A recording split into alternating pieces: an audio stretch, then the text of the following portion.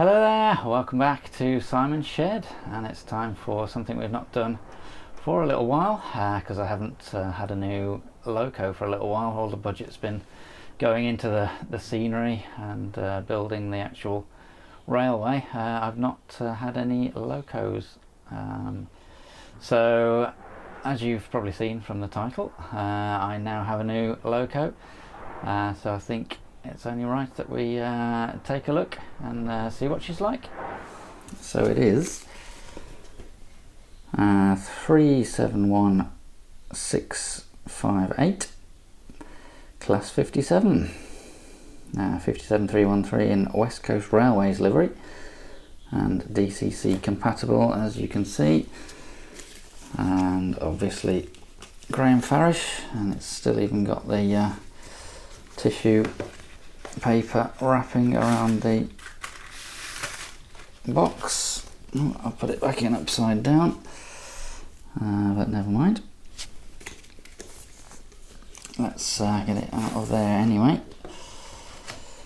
and take a look. So we've got the loco. A quick look at the specific Class 57 instructions. 1 hour running in, 10.5 inch second radius curves. We'll test that in a sec on this track because it says it does run on first radius, and I think this is first radius curves on this test loop. It looks like it's like the Deltic that I've got, where you can sort of pull the bogies and unclip them from the chassis, and you can fit a DCC decoder. Obviously, it shows you where to fit it and how to remove the body to fit that. And it's good to see they explain what the buffer beam accessories are and where to put them, and just the exploded diagram of what goes where and what's what, and the usual warranty and care sheet is there as well. But enough of that. Let's get the loco out. So there's the detail bag. When asked what I wanted for my birthday, I thought it was about time I got a new loco.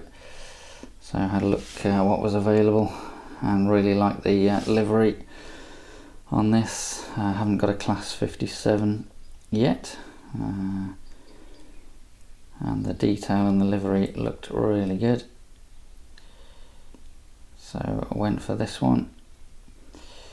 It has the added benefit of this particular loco is actually still running, so potentially for my layout this could visit the Severn Valley Railway, and it could also pull a rail tour train maybe on the main line as well. So I mean, I would actually just run whatever I want on any of my tracks, but if I wanted to be correct, this would be quite a good option as well, I think. I really like the detail at the front there, look at that. Buffers could do with a bit of weathering.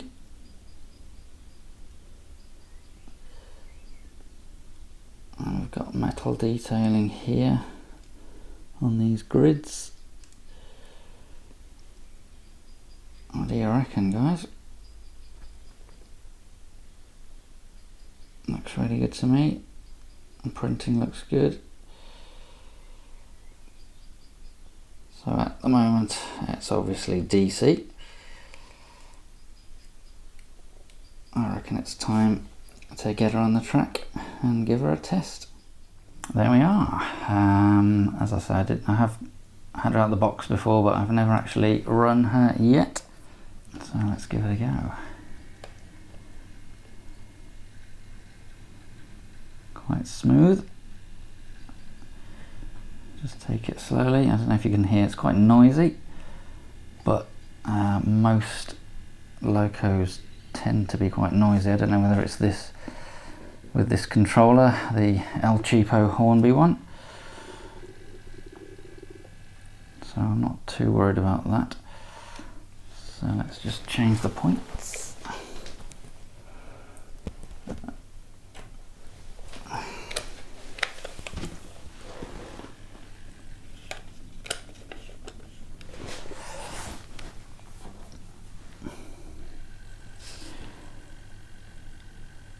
Not sure whether the track's a bit dirty.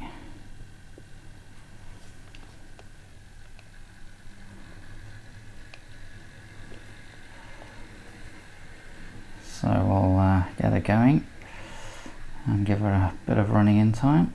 It doesn't seem to like the tight radius. Let's give it a bit more speed. Yeah, it's definitely slowing down on the corners, isn't it? Just done a bit of a fact-checking mission.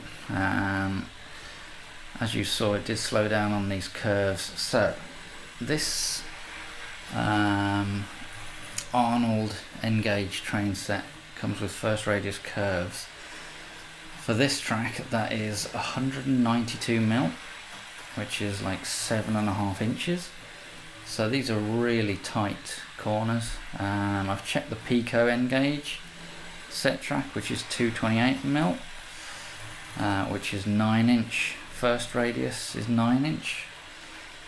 So it's doing well to get round curves this tight, because it's tighter than normal Pico first radius curves, basically. So that's why it's struggling, but as you can see, it is actually doing it. But if we sort of slow it down, it's not too bad now. It's started to run in a bit, but it was slowing down. So I think that's really impressive to get around those tight corners with 6 axles on the bogies. So let's slow it down.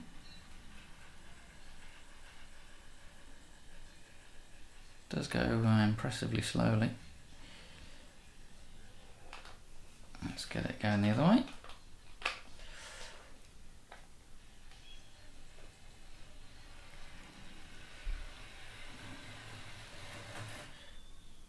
Stopped. Okay, it seems to like going clockwise much better than anti-clockwise. As you can see, I've adjusted the track slightly so the point is not directly connected to the curve, because it was just derailing and shorting out on the point. Down to these ridiculously tight curves, I suspect. Didn't realise they were 7.5-inch radius. It is now running this way, but it really is not happy going around these tight corners. Not entirely sure why. Why it's happier going this way, but for whatever reason it is. So I think rather than continue to watch it struggle around these corners, now that we know it definitely works, I think we'll put a DCC chip in and take it to the proper layout, I think. As some of you may know, my decoder of choice is the Lens Silver Mini. So I got one of those to go in. So the good news is there's no screws to undo. You just prise the body here away from the sides and away that side. You can probably use a little plastic pry tool, and I will get one if it proves difficult, but it's not. So that was fairly easy. Okay, so the blanking plate there is underneath a bunch of wires, so we need to carefully get that out. Possibly can do this on camera. We'll see. Yeah, I'm worried about these. Okay, so there's quite a lot of slack at that end, so we can gently move those wires to enable us to get that out. So somewhere in this huge box there is a tiny little Dcc chip. So if we look at the instructions, we got pin 1 on the left, 6 on the right. I'm saying pin 1 is that with the white mark at the end, so that way. So it goes in like this. And we'll gently push that in. There we go.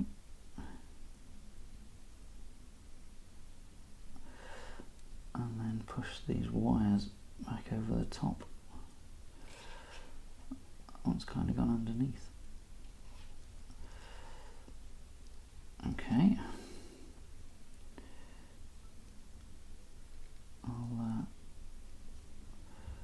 Ooh, the board at the end just moved.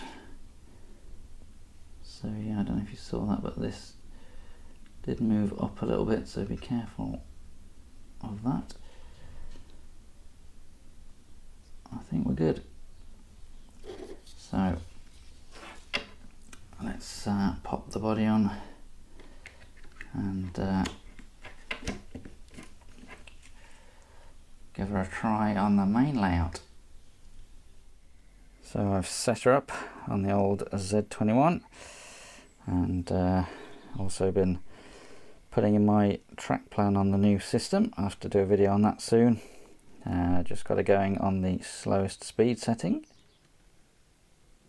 And I think that's pretty impressive. So let's give her a run on DCC.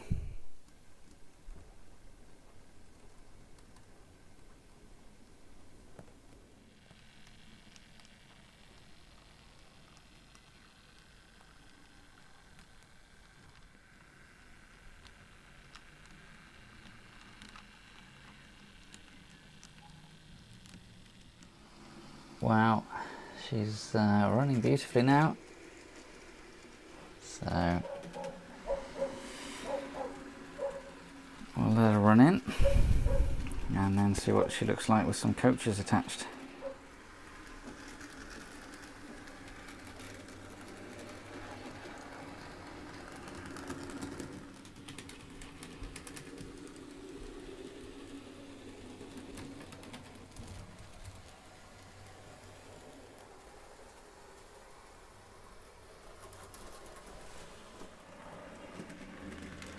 Here's a question for you. How come only one of the lights, so we've got the light at the top and then one of the headlights, but the other light doesn't light up? Don't know if you can see, but both lights do come on for the when you're going this way.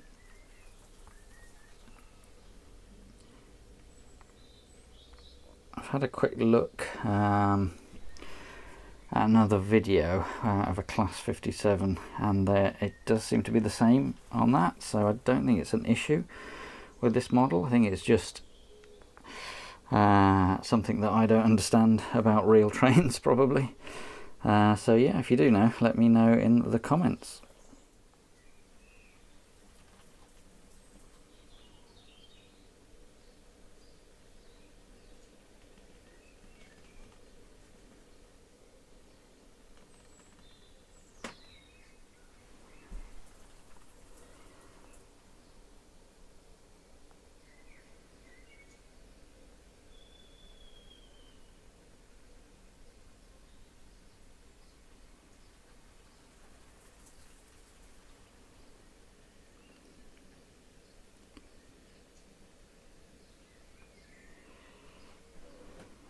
There she goes. Very smooth runner. This could be one of my new favourite locos, I think. So we'll get some shots of her running around with the coaches.